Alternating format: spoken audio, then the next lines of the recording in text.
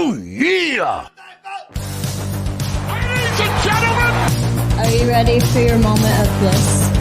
Because what Poppy wants, Poppy gets. Yowie wowie! I don't even know if that's PG! Acknowledge me! Woo! Oh, you didn't know? Well, let me tell you something, brother! Welcome to the most must-see WWE talk show in history. Welcome to the Cream of the Crop Wrestling Podcast. The cream of the crop! Nobody does it better! It's still real to me, damn it!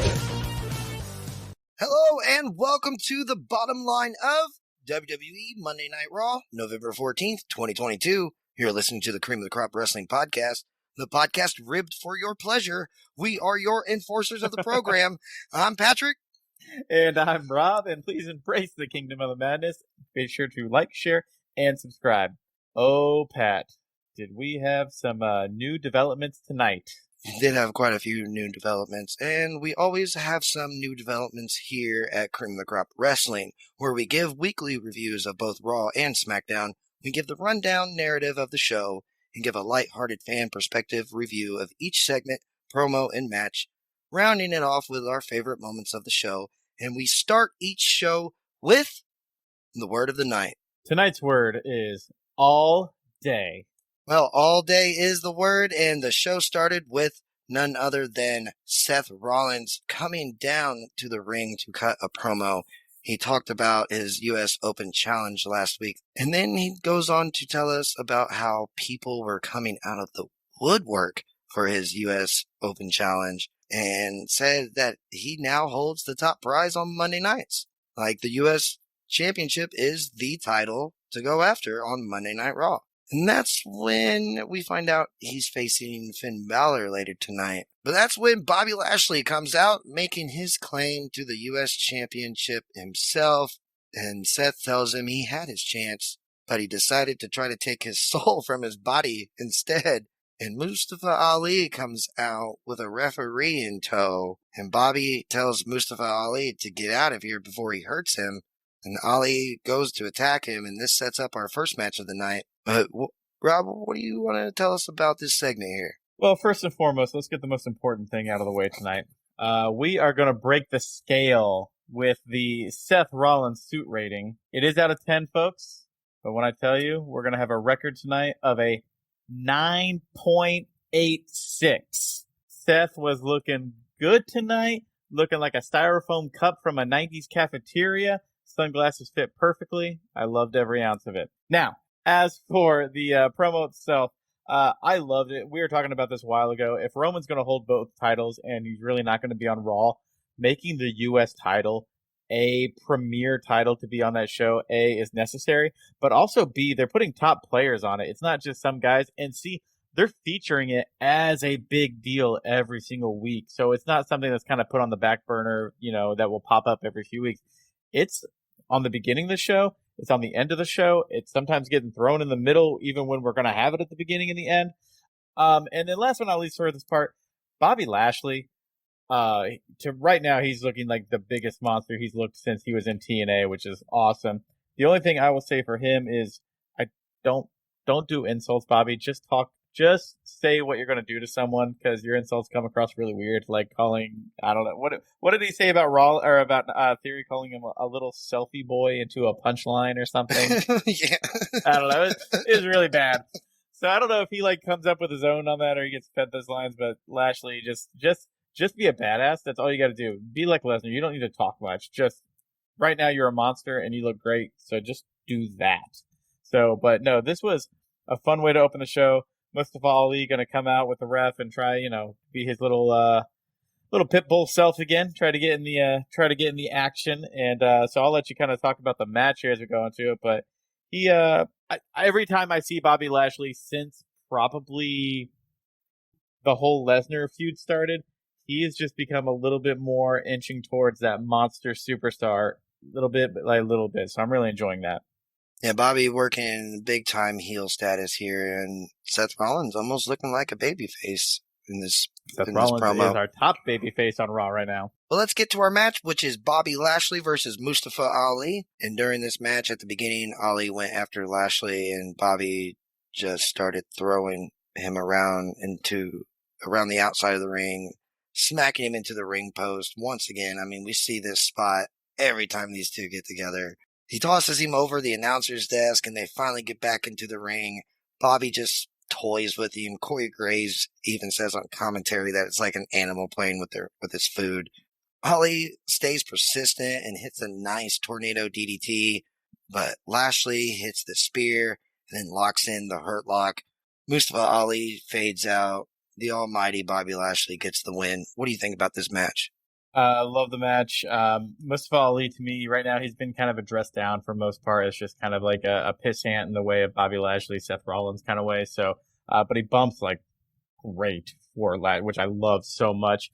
I really enjoyed just Lashley dominating the entire time. Sometimes when you have like the David Goliath thing, David gets way too much offense. Not the case in this one. As much as I like Mustafa Ali, he's a great worker. I think he's a very critical person for the roster. Right now, it's about Lashley and let Lashley look like a monster. And then I like the ending too, where Mustafa Ali doesn't give up. The ref calls it. He passed out from the pain. So Mustafa Ali doing his best Stone Cold WrestleMania 13 impression. I would put that on the same level. Like you said, him being a pissant in the way here, that's a callback to Mustafa Ali a couple of weeks ago telling Seth Rollins, like, I'm going to be your next big freaking problem. And, yeah. I mean, the last few weeks since then, like, Mustafa Ali has been in the picture. Not a bad match here.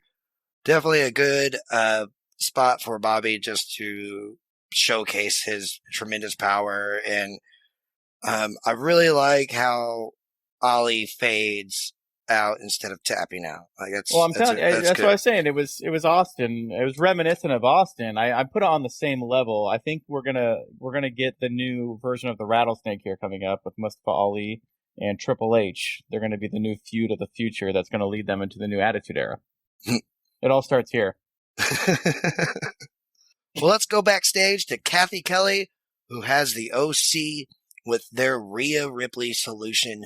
Mia Yim standing by, and we get a good promo with AJ Styles challenging Finn Balor to a one-on-one match at Survivor Series, and we get a promo from Mia Yim, aka Michin, telling the boys to chill out at the dojo because later tonight we get her return match, and she's looking to celebrate with a few beers. What do you think about this promo right here? A good promo from everyone around. I thoroughly enjoy how much more comfortable AJ Styles looks and feels on the microphone having the Good Brothers with him. You could just tell like how much he enjoys having them around. So that's changed everything because he's never been the greatest promo, but you can tell how comfortable he is. Mia Yim, as much as I was against this when it happened, it actually fits in really, really well. And I'll take the L on this one. I was wrong. I think Mia Yim fits in really well with this group. So I think presenting her with them makes her feel like a bigger deal than a lot of people thought. Because I mean, let's be honest, to the standard normal fan that's not on like an insider or didn't watch a lot of NXT, Mia Yim was just a person who you weren't sure about. But putting her next to AJ Styles and next to the Good Brothers really makes her like it elevates her immediately on her status. And I think she's up for the challenge and she's fitting the role perfectly. Well, that's to the WWE fan base that doesn't follow anything else. Mia Yim's always been a top star everywhere else she goes, especially, you know, she was a top star in Impact. But right here, like you said about her being a part of the OC, I think a segment like this is just solidifying her as one of the boys, and I think she's fallen in pretty well. But I'll accept it 100% when she dyes her hair red to match their gear. They're not a faction if everyone's not matching, man. Tweet at her every day until it happens. Oh, we missed a little segment there. I want to talk about something real fast. Sorry. Did you talk about AJ Styles actually challenging Finn Balor to the match at Survivor Series? Mm-hmm. Okay. Very excited about this. The last time we got the one-on-one match on a pay-per-view between them is when it was a replacement match. It was supposed to be the Demon versus Sister Abigail. And then there was like a weird mumps or meningitis something that happened and Bray Wyatt couldn't wrestle. And so we get a random AJ Styles Finn Balor match and it was awesome. It was like a 4.5-star classic. So I'm very pumped about this one going into it. And I think as long as they give them anywhere from 18 to 23 minutes, it should be a spectacular match. Well, let's go to the ring to see this first matchup from Mia Yim on her return to WWE, because it's Mia Yim versus Tamina. Dominic Mysterio and Rhea Ripley come down to watch this match at ringside, and we also see that Damage Control is watching the match backstage. The match was fairly short. Mia had an okay showing. The crowd wasn't really into this match at all, and I think that played a part into it. Mia Yim picks up the win, and Rhea teased getting into the ring after the match, but she doesn't. She just leaves up the ramp. And we'll see that play out a little bit later. But what do you give us a quick opinion about this match?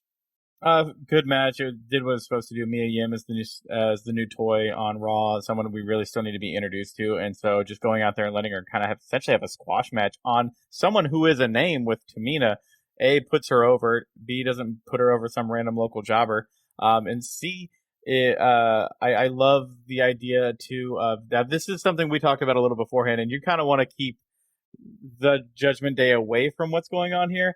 I actually enjoy that there's multiple factions going on, and multiple factions are starting to intertwine with each other. So now you have Damage Control going with Mia Yim. Mia Yim, who's going to be with the OC, is having her issues with Damage Control, which is going to then lead to Damage Control having a little bit of run-ins with Rhea Ripley, who's also had a walk-by with Bianca Belair. So, like, there's a lot of people intertwining with storylines, and I'm really enjoying that aspect of it. Yeah, it wasn't a bad match at all. Mia Yim looked fantastic. But yeah, it wasn't a bad match, and Mia Yim had a good showing. And I'm glad it wasn't against a nobody, technically, you know what I mean? Like, I didn't want to see them bring in a jobber on this. Well, let's go backstage, because we see Matt Riddle strutting through the hallways with his bongos, and Kathy Kelly stops in to ask where's Elias. And Riddle tells her that Elias finally agreed to be in a band with him, so he's out booking gigs. You know, rock star stuff. Gable and Otis come in, with Gable shushing along to the beats of Riddle's bongos. Gable cuts a promo telling Riddle the only thing more ridiculous than those two clowns being in a band is those two clowns being in a tag team. And later tonight, he's going to do to Riddle what his number one guy, Otis, did to Elias last week. This sets up a match later on tonight. What do you think about this segment right here? I don't know why, but like when Riddle's cheesy, I hate it. Just because I feel like he's better than that. But when Gable is cheesy, it comes across so great. Like, everything he says is so over the top and so ridiculous, but I just love it with him. And I don't know what the difference is between the two, because they're both just funny, whatever human beings. But I think it's going to lead to just like a fun standard tag match. You're going to get the Alpha Academy versus Elias and Riddle. I think it's a wonderful, just nice, raw rivalry that's going to lead to just a match, and it's just something to do for the guys for the month, you know. So nothing big on that moment, but it was what it was. Well, that match is actually up next, but before we head to the ring, we see Mia Yim, who's stopped backstage by Damage Control, who tries to recruit Mia for their War Games team. The OC stepped in at the end to release some tension, but what do you think about Damage Control reaching out to Mia Yim? I do like that. You gotta kind of, it establishes Mia again as someone that's sought out. Like, if they're trying to get her on her side, that means A, she's dangerous, that means B, she's good at what she does. So it just, again, another way that makes Mia look good, and also, as I'm enjoying it, you're just intertwining more factions, because like, how often are you going to see Damage Control in the same camera shot as the OC? I love that the OC like came in and was like, everything okay here, Mia? yeah. Like, oh, I love it. They're taking care of their girl, man. Well, let's go to the ring for our next match of the night, which is Matt Riddle versus Chad Gable. Otis is at ringside, of course. This was a good, hard-hitting, technical matchup. It started out with Chad taking control and Riddle being on the defense. Matt Riddle tried to rally, but Gable would dodge, and just when Riddle had a little momentum, he jumps to the top turnbuckle, looking like he's going to go for a floating bro. And Otis knocks over the steel steps and just stands on them and points at him, giving Gable the opportunity to jump up behind him and suplex him off the top turnbuckle. Riddle was able to finally battle back with Gable giving him everything he had. Riddle had the RKO set up, but Otis caused a distraction for Chad Gable to roll up Matt Riddle from behind.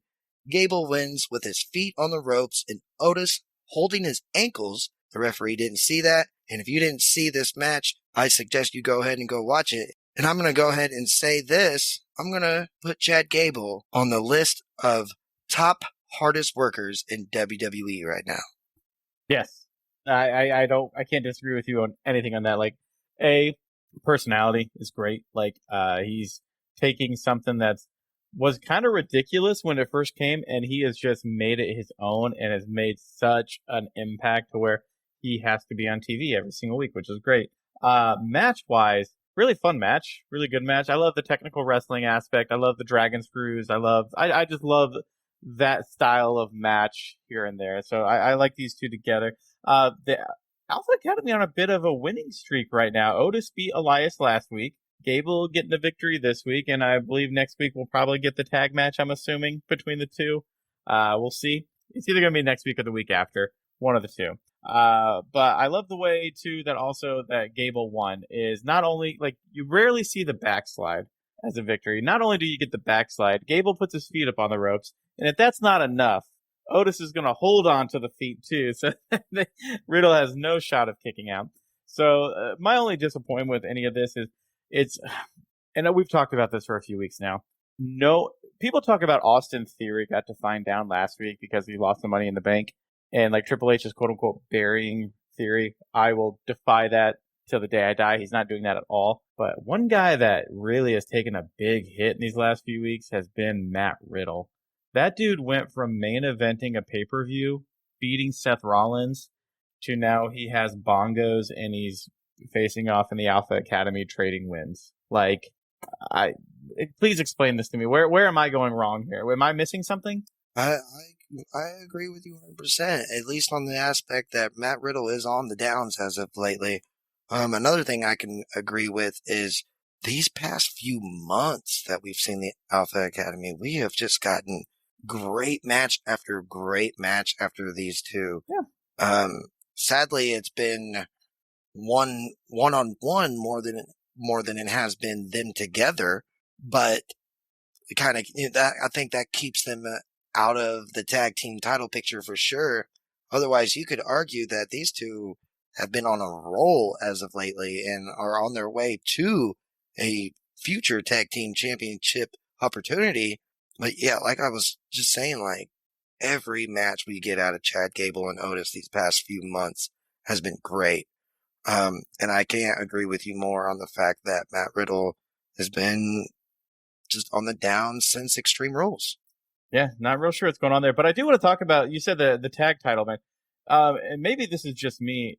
Is there really a tag division on Raw right now? So we got the Good Brothers. We got Alpha Academy. But after that, it's kind of like a downward slope of just kind of some hodgepodge, random whatevers. And so right now, I feel like the tag division is mostly sticking to SmackDown. So that could be. I think that's why we're seeing an emergence of Matt Riddle with Elias. Okay, that makes sense. Okay. So that's another team we're going to add to, the bracket there. But let's go backstage where there is a high dollar poker game going on, and it's JBL and Baron Corbin's table. Akira Tozawa comes in and sits down and pulls out a pair of sunglasses and puts them on. JBL asks him if he's ever played poker before or knows any of the rules, and Tozawa tells him no. So JBL welcomes him to the game. What do you think about this quick little segment here? I love it. Like, we'll see some more of it later. Yeah, it's one of those things that you'll see a little bit more later, but it's just, it's the callback to the APA, which we both love. But also B, as much as you love R-Truth and his comedy shtick, I think Tozawa is one of the funniest human beings on that roster. And Tozawa is right there with R-Truth with me. That's why they were always gold together for the 24/7 title. It was perfect. Just use him more. I think in this role. I think this is important here because R-Truth is injured, So we see Akira Tozawa, out of nowhere, which is great. I think he played this off perfectly, and later on we're going to see some more of him. Well, let's go to the ring where we have a special edition of Miz TV, and the Miz comes out to give a formal apology, and he's dressed in a cardigan. His hair is combed to the side. Byron Saxton sits down with the Miz, and Byron asks him if he's sorry, and the Miz has actually prepared a statement, and he tells us that after 18 years, he just wanted some empathy. But Dexter Lumis just kept taking, and he had to put a stop to his greediness. He says he was telling the private investigator playing the producer everything she wanted to hear, so he would finally get some recognition. And ever since the expose, he's been pretty depressed. And that's when Johnny Gargano comes out, and he informs us that Maurice was posting pictures recently in Cabo on Instagram, so therefore Miz is lying about being depressed.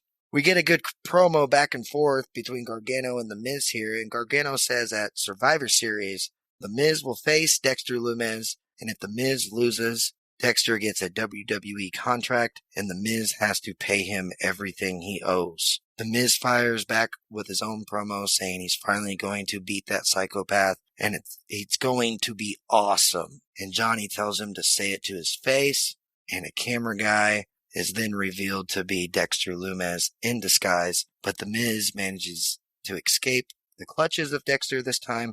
What do you think about this Miz TV segment? At the beginning, I hated it. I always hate the over-the-top cheesiness.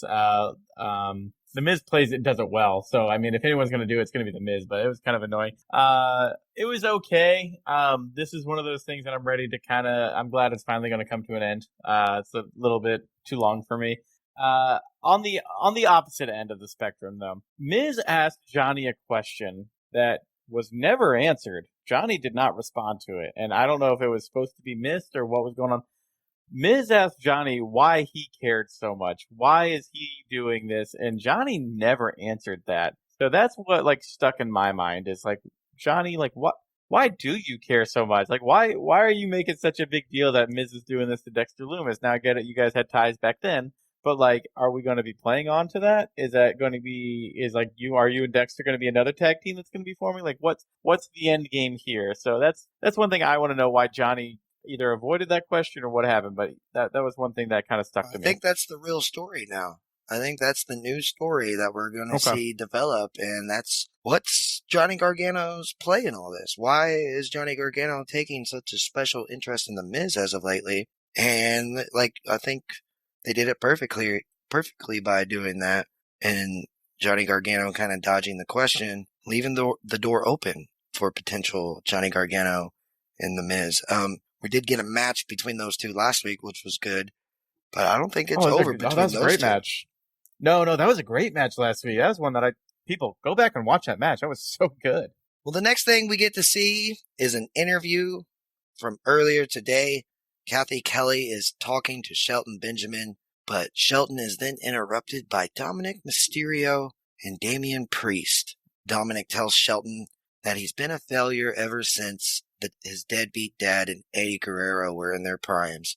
And Dominic is better than them, so that means he's way better than Shelton Benjamin. Dominic trying to rile up Shelton Benjamin here, and Damian Priest gets in between them. And then Benjamin cuts a little promo and accepts the challenge, but he accepts Dominic's challenge. And Dominic played it perfectly as the antagonizer, staying behind Damian Priest the whole time, talking smack. What do you think about this, real quick? He's so much better on his promos now that he's a heel, and he's embraced this role so well. So I'm so proud of him on that one. Love the transitive property. If A is bigger than B, B is bigger than C, therefore A is bigger than C. So I love that on his part there, by saying he's better than Eddie and Ray. So therefore he's better than Shelton. And then let's just go with just a standard booking thing. A, Shelton can always take losses. No one's expecting anything out of Shelton Benjamin, especially at this age anymore. But B, Shelton's also one of the best in-ring guys probably in the last 25 years, just as a standard worker. Nothing over the top or anything like that.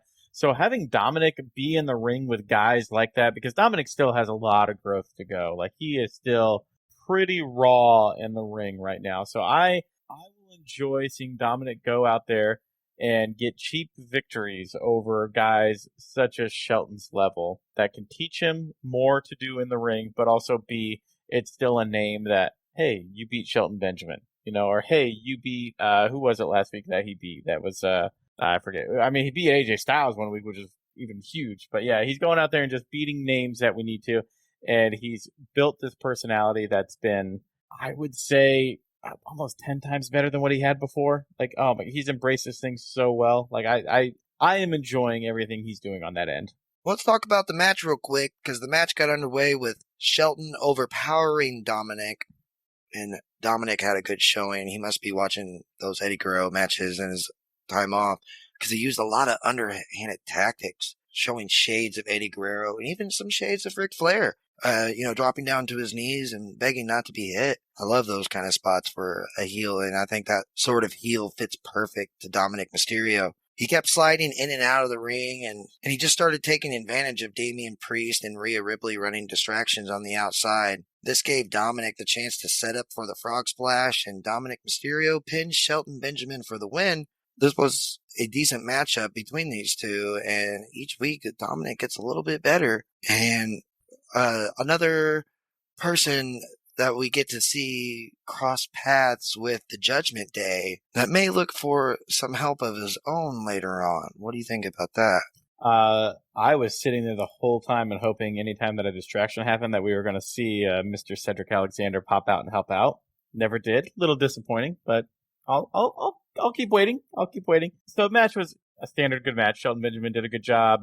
Dominic was cowering heel mixed with underhand tactics, using his the numbers game to his advantage.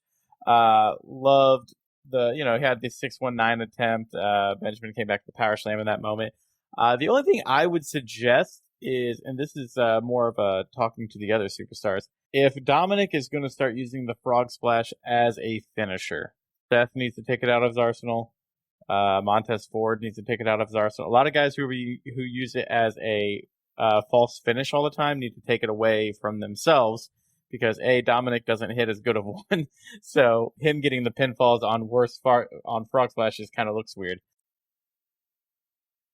Well, we go backstage and we get a great promo from Austin Theory, who tells us Roman always has the bloodline, so he went with the next best thing in champions, Seth Rollins, who has the U.S. Championship, and even though he failed to cash in, now he has no anchors and no excuses. Dolph Ziggler interrupts him, and this sets up a match later tonight. What do you think about this promo we got from Austin Theory right here? This was his best promo he's done yet. He looked serious. It made me believe in this guy, just not only as a threat, but just as a future superstar of this, superstar of this company. So I really enjoyed that a lot. And also, it's super logical what he said. Like, if I'm holding that briefcase, Roman hasn't lost in over 2.5 years. What makes you think you're going to go in there and beat him when you've tried to cash in multiple times and every time something always happens?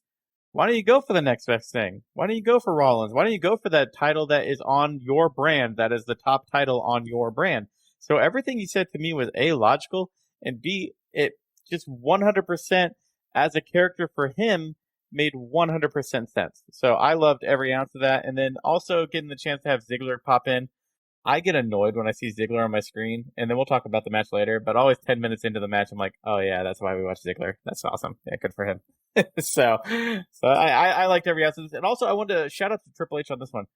I think the promo was supposed to be in the ring.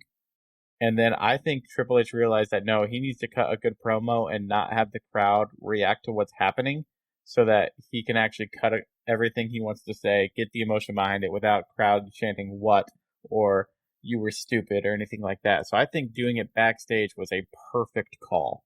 That's something I want to talk about as well, is during the beginning of the night when we seen Seth Rollins come out for his promo, is the crowd, is when he does bring up Austin Theory, the crowd does start chanting that, like, Theory is stupid. And they're, relaying to the fact that Theory cashed in his Money in the Bank on Seth Rollins for the U.S. Championship. They're not alluding to the fact that Theory cashed in and failed. I'm almost positive that's a major thought process of the fan base out there, that it's stupid to use the Money in the Bank on the U.S. Championship. But yet again, it makes perfect sense.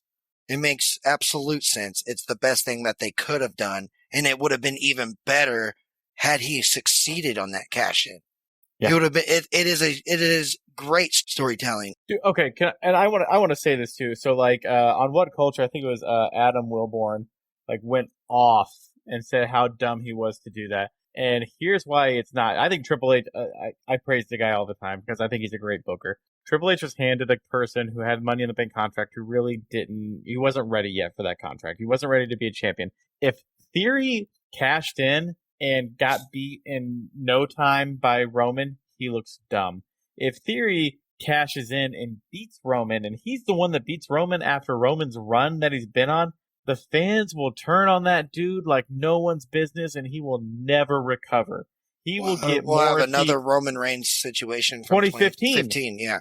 Yes, and that's exactly where I was going to go with it. There is no way that dude could have ever recovered from it. So Triple H was handed something and then found a way to get it off of him and not make him look dumb at all, and then do the promo this week that makes him rationalize everything that makes sense. And then we'll talk about more stuff later, why he may have quote-unquote looked like the dumbest human being last week, but he came across this week as a bigger star than he had ever been. So we'll talk about it more, but everything about this to me has been perfect for the terrible situation it started. Well, let's head to the ring for our next match. Io Sky versus Dana Brooke.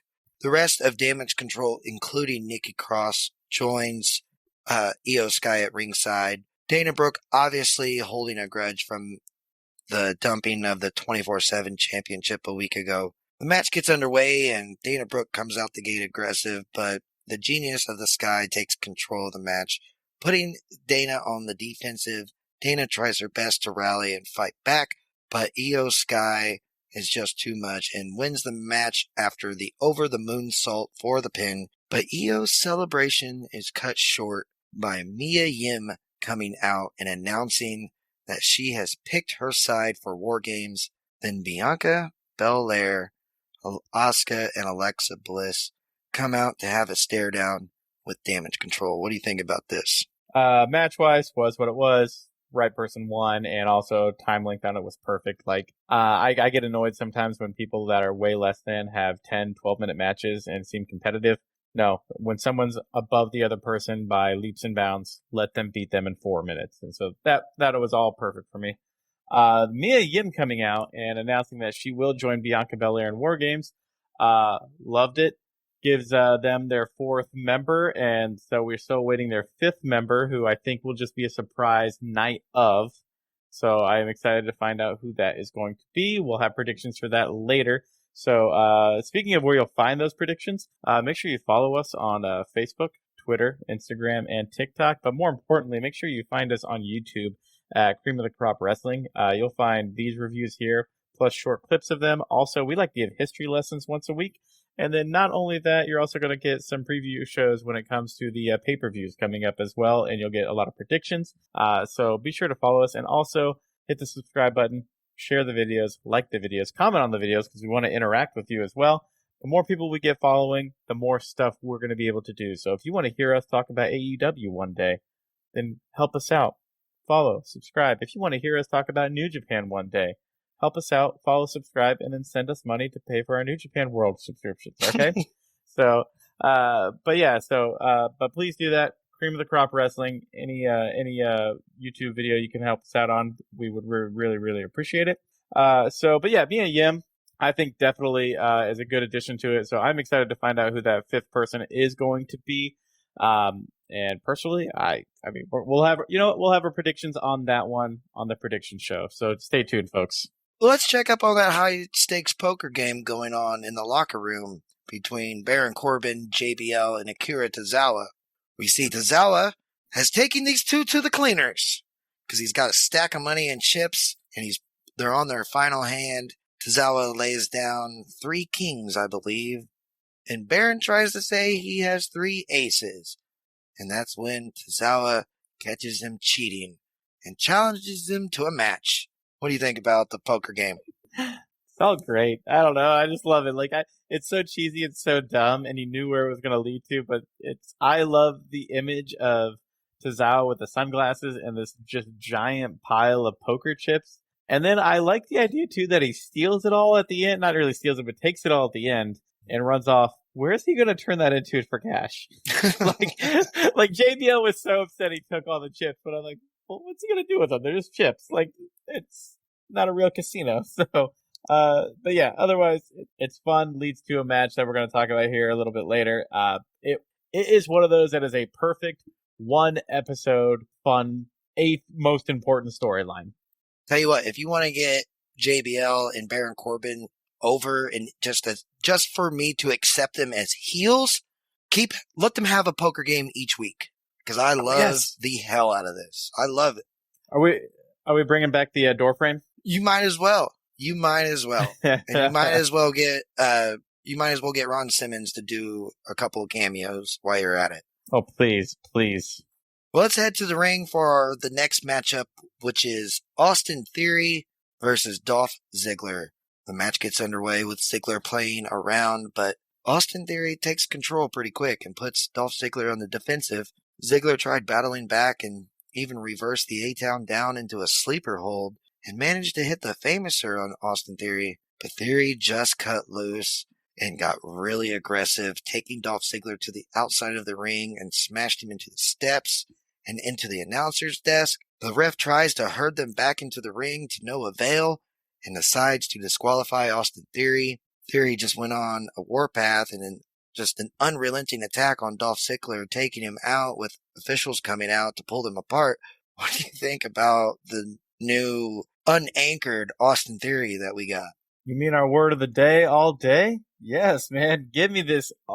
Give me this Austin Theory. So coming out, serious look, no cell phone, not taking selfies, not doing the cheesy smile, like just dead focused on what he has ahead of him here.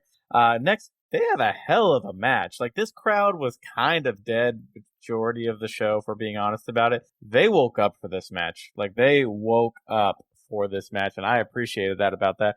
Theory, by the way, besides last week, because last week he had that match against Shelton Benjamin. Besides last week, that dude's been having consistently the best matches on Monday Night Raw for about the last month. So dude can work his ass off, and then you're going to add this character to him. Perfect. This is my only downgrade, and this is me being nitpicky now, because I want this dude to succeed so bad now. Get the win. Pin Ziggler, and then after you pin Ziggler, go ahead and beat the hell out of him for however long you want to do. Show that aggressive side to him. Get the victory, get your hand raised, and then take out that aggression and do exactly what you were doing to him. That, for me, would have been just made this whole segment a perfect A+. And that is my only gripe about it, and that's just me being super nitpicky about it. Otherwise, they've made Austin Theory look like a dangerous human being, and he has done a complete flip from the character he was just about a month ago, and I love it. I was enjoying the run that he was doing as Mr. McMahon's protege. I did notice the kind of dip that he took once Triple H came into creative control. I really, from the promo that we got earlier tonight to this match, I love the new Austin Theory. I'm behind him 100% in whatever he does. Let's go backstage where we see Damage Control talking about who they should get to join the War Games team when Rhea Ripley steps in to say they can look no further because if Mia Yim is on Bianca's side, then she's on theirs. What do you think about Rhea Ripley joining Damage Control? Yes and no. Yes, because you need to have that fifth member. And I think having the heels have a surprise at the pay-per-view is kind of a weird thing. It's always better when it's a babyface, just to get that crowd pop. So she's a star. You want to have her in a match. And actually, I think this is going to be her first in-ring match in a long time on television. So I'm excited to see that as well.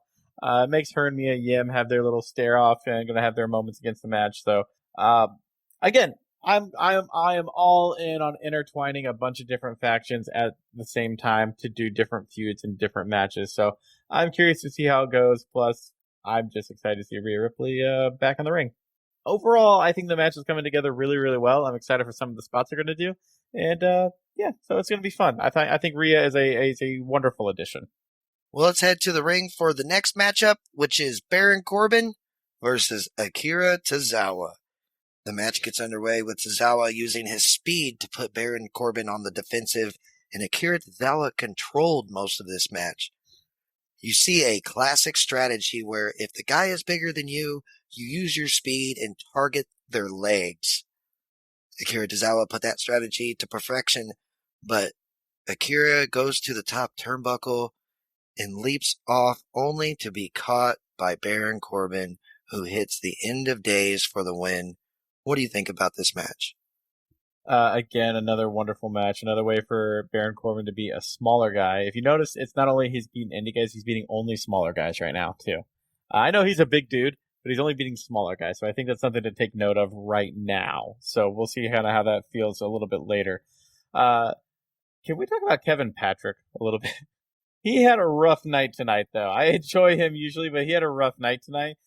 Kevin Patrick Corey Graves was even bringing this up, where he kept calling Tozawa like Mr. Stamina or something like that.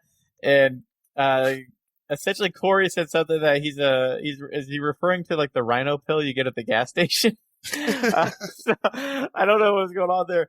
But one thing I want to say here, like Baron Corbin just beating up on little guys. I'm always down for that. But B, Tozawa, now I'm a Tozawa mark, whatever you want to call me. I don't really care about this. But maybe the crowd was still amped from the Ziggler theory stuff, or I'm not really sure. But Tozawa barely goes out in the ring. He's only out there maybe 5-6 minutes. And that dude knows how to get the crowd hyped for him. Like, he really got that crowd played up for him. Like, everyone knows he's going to lose, but he's just one of those guys that I think everyone just wants to get behind and support. And so, I just really enjoyed the match. I think that's what it is right there. Is he's just one of those people that you just can't help but want to support. And he's fantastic to watch every time. Yeah. Oh, I love it. Next up, we get a little segment backstage where Kathy Kelly was talking to Bianca and the rest of her War Games team about Damage Control, finding their fifth member, and Bianca tells us that no matter who they get as their fifth member, they're going to be about war. And as they walk away, Chad Gable and Otis step in to brag about their separate wins over Elias and Matt Riddle. This pieces together a future matchup between Elias and Riddle and the Alpha Academy. And then you see at the end, Seth Rollins is on his way to the ring and he's singing his own song as he's walking through the hallways. And as he passes by Chad and Otis, he starts singing, "Shush." So it was a good little segment here. I think that they're going to go with the mystery on the fifth member of Bianca's War Games team. And I don't know. Like you said, I think we might find out the week before, night of. Who knows? Night of. I think it'll be night of, because to get that pop when that music hits, after you see all four members come out, and it's just going to be like a silence for a little bit longer than usual, waiting for whose music is going to hit. So I think that's what we're going to get. A little bit of prediction. So obviously, classic War Games setup. Heels are going to win this match because heels getting the advantage, 2-on-1 advantage, makes way more sense in all these situations. Well, let's go to the ring because it's time for our main event of the night. Finn Balor versus Seth freaking Rollins for the United States Championship. This match gets underway and they are evenly matched up at the beginning. They trade control back and forth. Finn relied on technicality, trying to grind down Seth Rollins, and Seth relied on hitting big moves, trying to get the one and done on Finn Balor. They kept avoiding each other's finishers and spilled out to the outside of the ring several times, and just when Seth had the stomp set up perfectly, the Judgment Day, Dominic Mysterio, Damian Priest, and Rhea Ripley all come out and cause a distraction. Then the OC come down to take out the Judgment Day. And then before you could even blink, Seth Rollins uses the distraction and hits the stump to win the match. But then Austin Theory attacks Rollins and hits him with the A-Town down and then throws him all around the outside of the ring to finish it off with another A-Town down in the middle of the ring, followed by hitting Seth with the U.S. Championship. What do you think about this match? This is a great match. I really enjoyed it. Good way to end the show. I really enjoyed too. Like usually you'll see someone's going to work the arm, going to work the leg, something like that. You don't see too often someone's going to work the abdomen area. So I loved the sell of pushing Seth into the corner of the table, and he even got a small little laceration there. I don't know if you saw it or not, but working the abdomen was something you don't see very often in this. So that was fun, something different. Well, it foretells to Balor's coup de grace. Oh yeah, nice. I wasn't even thinking about that. Yeah. Okay. A lot of using the abdominal stretch there, sticking the elbow in there. A lot of shotgun drop kicks by Balor, especially he had one out on the outside that led Seth into the barricade that was really intense looking. I love the tease of the buckle bomb into the barricade they did for a callback to their 2016 match that tore Finn's labrum. So that was a nice little callback there as well. And again, for me personally, I love all the stories intertwining tonight. They really did a great job of this. I am enjoying that there is anywhere from 8 to 12 guys gunning for that title, and to me, they're all believable as champions. And so it has made Raw. I don't want to say the words unpredictable because that's not correct. But I do want to say it's made Raw a much more, I would just say, enjoyable show to watch, where you don't know who is going to come out on top when you see matches start, which has been great. Well, let's talk about some of our favorite moments of the night.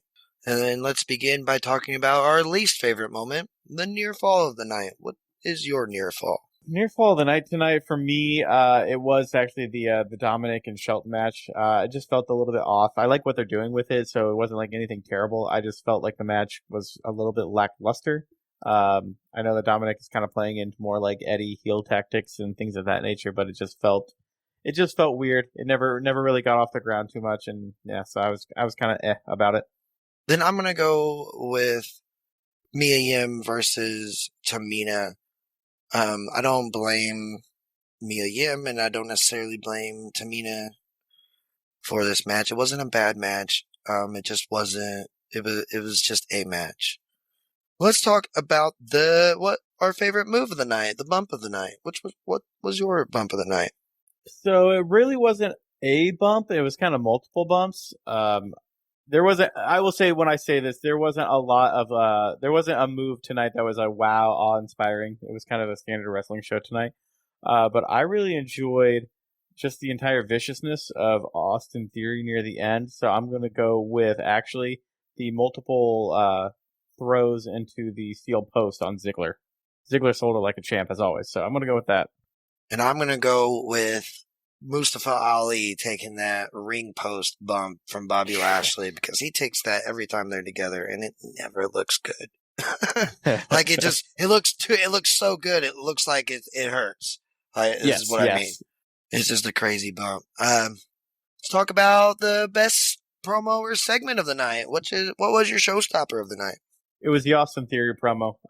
Everything there, changing his entire personality, making him seem more serious, and then also explaining his reasoning behind cashing in money on the bank of the U.S. title and making a completely logical sense of it. So that, and also doing it backstage, so he didn't have to deal with the crowd chanting at him, and you could get that full story and that full segment. So all of that to me was a perfect promo segment. Yeah, I'm going to have to agree with you. I think this was Austin Theory's best promo that we've ever gotten out of him.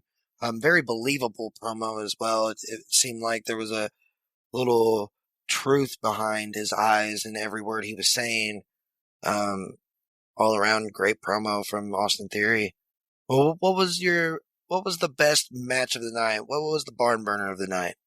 There were two good matches tonight, really good matches. My favorite of the bunch was the Theory Ziggler match, mostly because it really woke the crowd up. I think that was a big deal there. A lot of great near falls at the end, and then the ending, while to me, I would have rather seen Theory get the pin and then do the beatdown. The beatdown just solidified how dangerous of a superstar he really is. I'm actually going to go with Chad Gable and Matt Riddle for the best match of the night. Okay. I think another classic match from the master Chad Gable. I mean, if you want to, what other academy do you want to be a part of, if not the Alpha Academy right now? But Chad Gable, this was a great match. Every time Matt Riddle has a funny segment before his match, anytime you ever think this guy is a joke, as soon as he gets in the ring, all that dissipates. To me, this was another classic match, but one can argue that Austin Theory and and then the Seth and Finn Balor match at the end too was also a fantastic match. So there was a lot of good wrestling tonight. Yeah, you could argue that Austin Theory and Dolph Ziggler was the best match, and you can even say that Akira Tozawa was. Let's give out a special award here tonight for the first time, and give out the Workhorse Award of the night to none other than to Akira Tozawa. Can you say that 5 times fast? Because I can't. Workhorse Award. That's a rough one. Workhorse Award. Yeah. Well, ladies and gentlemen, that's our program. You can show us some love with a like, leave us a comment, and give us a subscribe. Be sure to follow us on Facebook and TikTok. All of our content can be seen on YouTube, and you can listen to our podcast on Spotify, iHeartRadio, and Amazon Podcast. Until the next episode, I'm Patrick. And I'm Rob. And we thank you for listening to Cream of the Crop Wrestling. Good night. Thank you for listening to Cream of the Crop Wrestling. You can embrace the madness by finding us on Facebook at facebook.com/creamofthecropwrestling. Follow us on Twitter at Cream of the Crop W. Subscribe to our YouTube channel by typing Cream of the Crop Wrestling in the search bar. Have fun with us on TikTok at Cream of the Crop Wrestling. And you can always find full episodes of the podcast wherever podcasts are found. Nothing means nothing. Nothing means nothing. What do you mean by that? More, I'm talking about all the way to the top, yeah. Unjustifiably in a position that I'd rather not be in. But the cream will rise to the top, oh yeah. You know that I'm the cream of the crop. The cream of the crop. Nobody does it better. Oh yeah.